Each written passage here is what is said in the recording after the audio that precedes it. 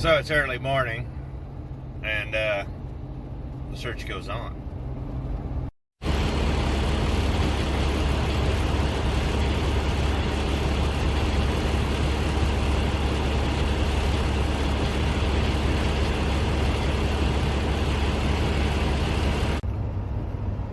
So we're still looking for a truck.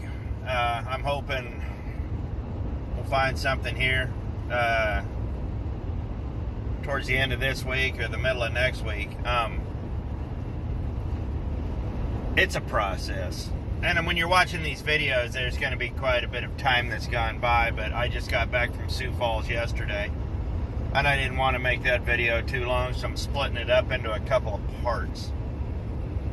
Today we're back in Wichita. I left,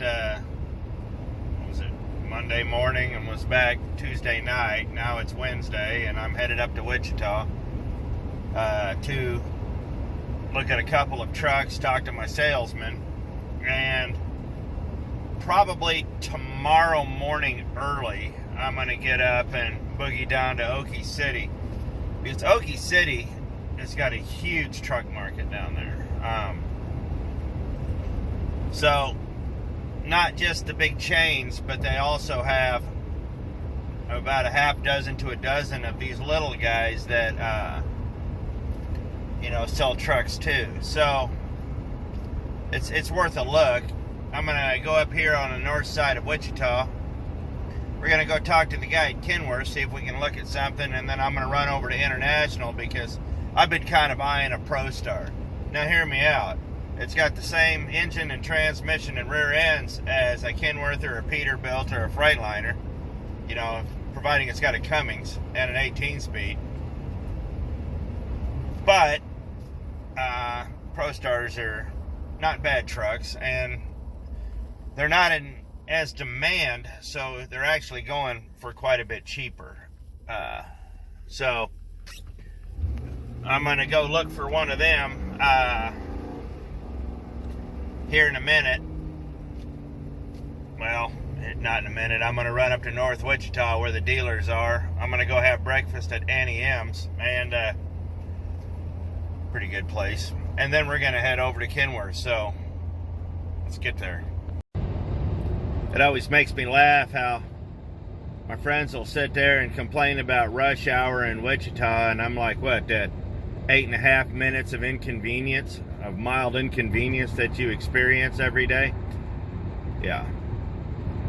Rush hour is not a real thing here. Of course, if somebody can't drive, it becomes gridlock instantly. But, yeah. So, it goes pretty quick around here. It's Auntie C's. Maybe I'm channeling my inner Wizard of Oz. For some reason, I keep calling it Annie M's. So, I'm going to finish this. Then, trucks. So after a very strange breakfast, we're off. That waitress was weird. Just an FYI, guys, if everybody in the building brings you coffee except your waitress, you don't have to tip her. Tipping is not mandatory. And you should tip for good service. You shouldn't tip out of guilt, and you shouldn't tip because it's the right thing to do. Crappy service doesn't deserve a tip. But that being said, yeah, it was just weird, man. She was weird. That being said, like I said, if everybody brought you coffee but her, you go find everybody and you tip them. So, little FYI, good service deserves a tip. So here we are coming into the Kenworth, and this is where we're gonna start our day. Well, thought I'd start here with this great looking red one, PACCAR automatic. Let's keep looking. That's a 386 with a Caterpillar in it. 10 years ago, I probably would have jumped all over that. But these are all new trucks over here, and I just can't swing that at the moment. But I see some used ones up front, so hopefully we'll find something we like. Got a mid-roof here, 680, that's good. And it's got a gray motor, but it is a manual, so that's a plus.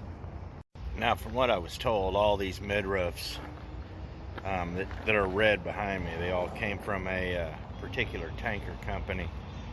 So they're all spec'd identically. So we're gonna skip them, but I'm gonna look at this one here. Now I need to go in and check in with my salesman. I'm not gonna record this. They don't like that. So let me go in and check in with him and see what's happening, and then we'll head over to International. So we just got done with the salesman. That silver truck I was looking at, these were pack lease chassis, and they've been maintained since they were done. Well, guy traded them in, but they've got pack cars in them, and Kenworth has been pushing the pack cars like crazy. I mean, I think they're really trying to push Cummins out, honestly. They want to sell their own engines. And, I mean, I get that, but... So, it's making things a little difficult. But that being said, if it came down to a... it's going to come down to the transmission, honestly. I would rather have a pack car and a manual than a Cummins and an automatic. For the reasons I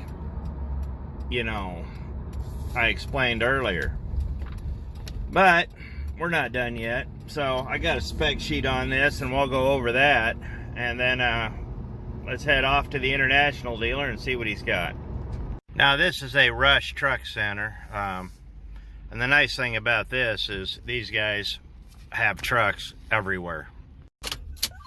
Now I'm going in cold, so I'll let you know how it works out when I get out. So we just got done with that. That was not quite a complete utter waste of time. The salesman was, yeah, we'll leave it at that. But the nice thing is, they do have access to all the Rush Truck Centers in the United States. So, they find something, it'll pop up, and they're gonna send me an email. I wasn't gonna give the salesman my phone number because I don't need that kind of stress. So, yeah, I'm gonna head down to Peterbilt now that it's been sold and has new owners and all that. I'll go in there and look, but the old guys, no. But I've got to get gas. The light's going to be on in a minute, so let's get gas and head to south end of town. This thing runs on corn. E85 is running at 279 right now. One of the problems that I keep having is that salesmen are just that, they're salesmen. Very few of them are really respecting what I'm looking for, and I kind of ran into this this time. I told her specifically what I wanted, and in one ear out the other, and tried to have me look at this, that, and the other thing, and it was kind of an irritating process, on top of having she was too young to have that much old lady perfume on. She could have gagged a horse. So, anyhow,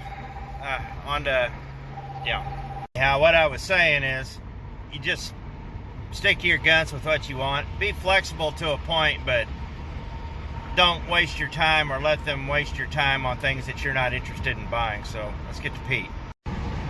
And here we are.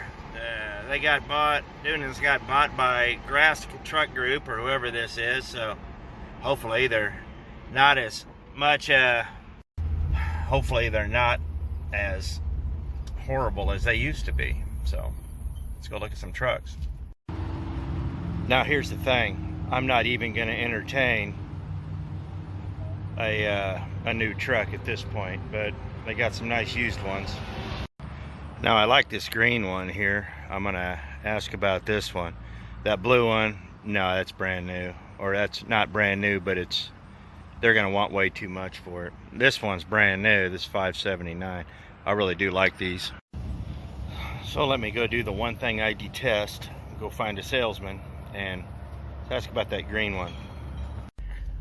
So I just had a long talk with the guy. I did fill out a credit app about that for that green truck. It's $159. That's a lot of money. But that being said, it's a nice truck.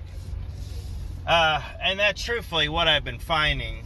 I'm not saying I'm going to buy this truck, but we're going to see what the payments are going to be and all that. We're going to trust the process. And then just kind of go from there. It's interesting, the whole process of, you know, doing this stuff. I just got to figure out if that's what's going to happen or not. I'm not, like I said, I'm not saying I'm going to buy this truck, but I'm interested to see what the payments are, because truthfully, if the payments are affordable, you know, it'll be worth exploring. Just, I'm going to need a truck, and I've already made up my mind I'm going to buy a nicer truck, so we'll wait and see what happens when the guy calls me back with my credit app to see what the actual payments would be. And probably for 48 months. I'm looking at probably 25 to 29 months, so it's doable, but I might have to go back to work for real. So let's head back to the house and we'll wrap it up there. Okay, so the spec sheet on this is a 2019 Kenworth T680. It's got a pack car in it. It's got a remaining factory warranty, 7 years of 700,000 miles for major components. That's not bad. They're wanting $67,900 for it.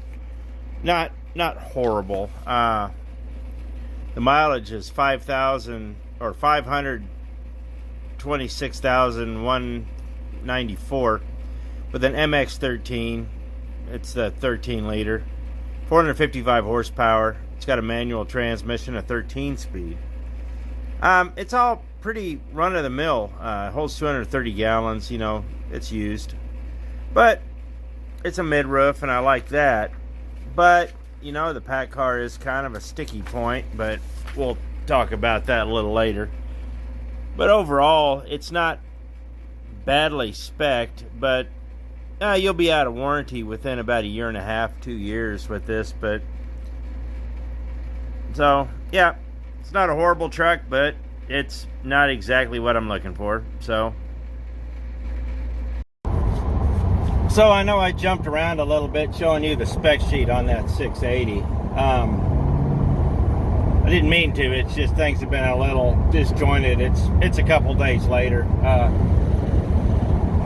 We've just, not only have I been shooting this video, I've been shooting about 3 other ones, and then on top of looking for a truck, I need to go back to work so I can have some time off. You quit saying that too. So the 680 was fine. It's just not what I'm looking for. I was on the fence about it. I know we have some 680s as company trucks. So I called up the company and asked him, I said, what's your view on the 680? He says, we run them out. We don't have that many, but we get rid of them pretty quick. So I think that they had a couple that were filler trucks because they needed trucks, but they don't keep them. They don't run them out. They get rid of them pretty quick.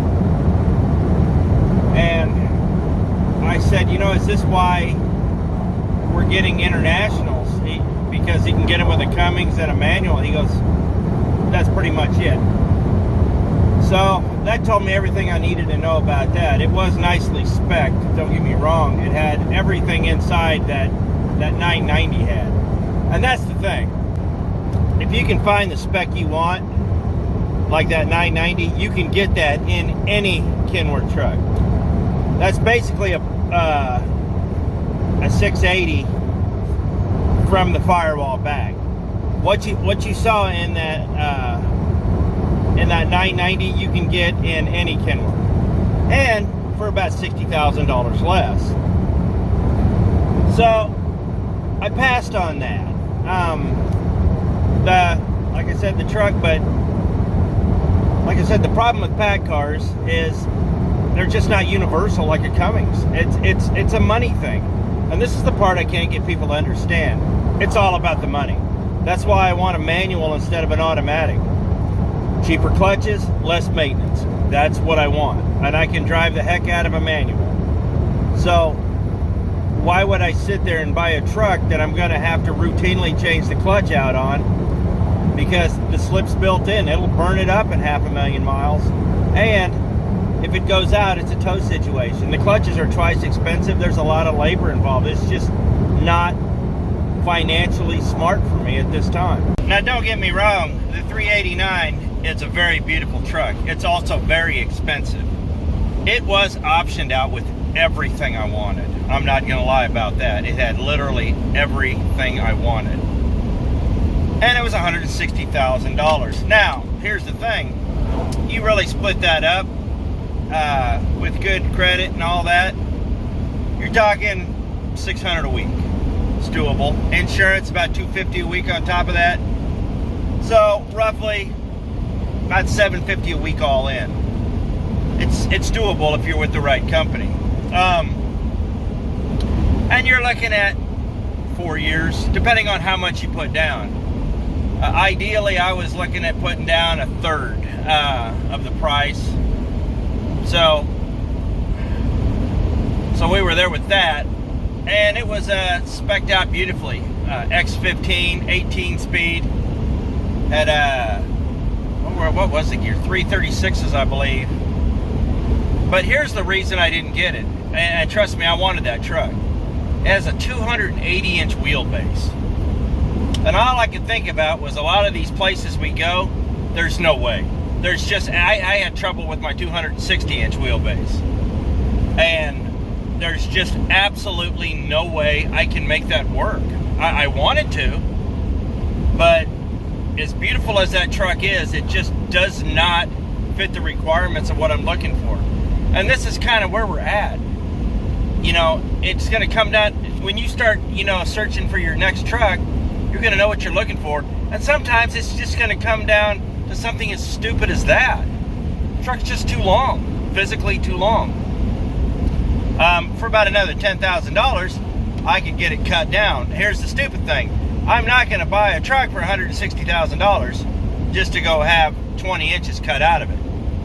That's stupid. So, where are we at? Well, we're kind of back to square one. But that's just what happens sometimes. The truck shopping has been really tough lately. And I'm going to do a video about these experiences because I've had some horrible experiences in the last couple weeks doing this. So, let's go find a nice place. We'll wrap this up and tell you what's going on and what's in store.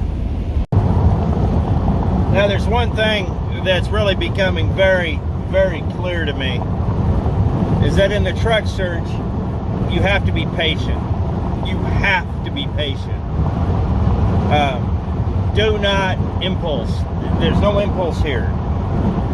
Don't buy out of desperation. You have to be patient. Also, there's a lot of things you can compromise on. Now, I'm getting to that. You want what you want. There's certain things that you shouldn't compromise on, and there's certain things that you can. Like, for instance, the engine, transmission, and rear ends combos, don't compromise on those. You know exactly what you want. The extra cabinets in the back, that's not a deal breaker. You know, it's things like that. You have to be willing to flex on some things because, truthfully, you can send it back for an extra $1,500. You can probably have the cabinets installed. It's things like that. So you just have to have it in mind that you have all the patience in the world, and do not let these salesmen dissuade you into buying something you don't want. And that's what I've said this over and over. Don't get stuck with the truck that you hate. You're going to be making money with this. You're going to be driving this. You're going to be living in this 2 to 3 weeks at a time. Some of you, that's going to be minimum. Some of you, that's going to be, you know what I mean? The fact of the matter is, you're going to be spending a lot of time with this truck, and you're going to need to build a relationship with this truck. And you're going to need the truck that you want, because if the truck is not, you know, what you need, it's going to be a pain. You know, a 260-inch wheelbase truck does not, or 280-inch doesn't sound that different from a 260. But when you're going from a 386 with the setback front axle to a 379, that 20 inches is about a mile. I mean, it literally is all the difference in the world. So these are things that dude has not invested in shocks. It's boingy, boingy. But you have to be very clear with what you want, and don't be afraid to walk away. You know, also, don't give the salesman your phone numbers, email addresses only. But if you have a truck, email me, tell them to email you the dealer sheet. That's the easiest thing to do. Email you the spec sheet. That's where you start. And do not let these salesmen bully you. I got a story I'm going to tell in a later video about that. That's just, I thought I was going to have to literally have to fight my way out of an office. I was thinking, man, I'm going to have to get physically violent with this guy. I might get whooped, but we're going to go out swinging. This dude was awful. It was a horrible experience. But like I said, I know what I want, and sometimes it just comes down to the truck was too long. The engine, you know. What I'm finding out is that I love PACCAR products. I do not like their engines.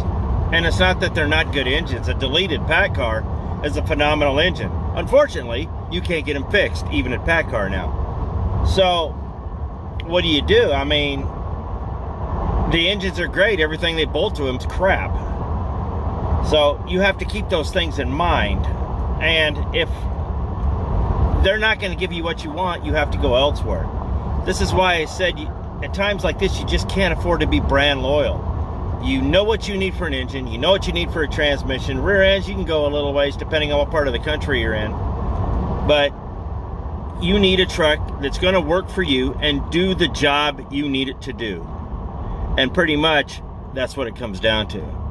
And sometimes, like I said, it comes down to just the little things. So, the search goes on. I may have, hopefully I may have found one, but we'll find out. They're selling quicker than I can get to them, so I appreciate it. Thanks for watching, guys. If you're out searching for a truck, good luck, and stay the course, man. You'll be happy you did. So we'll see you next video.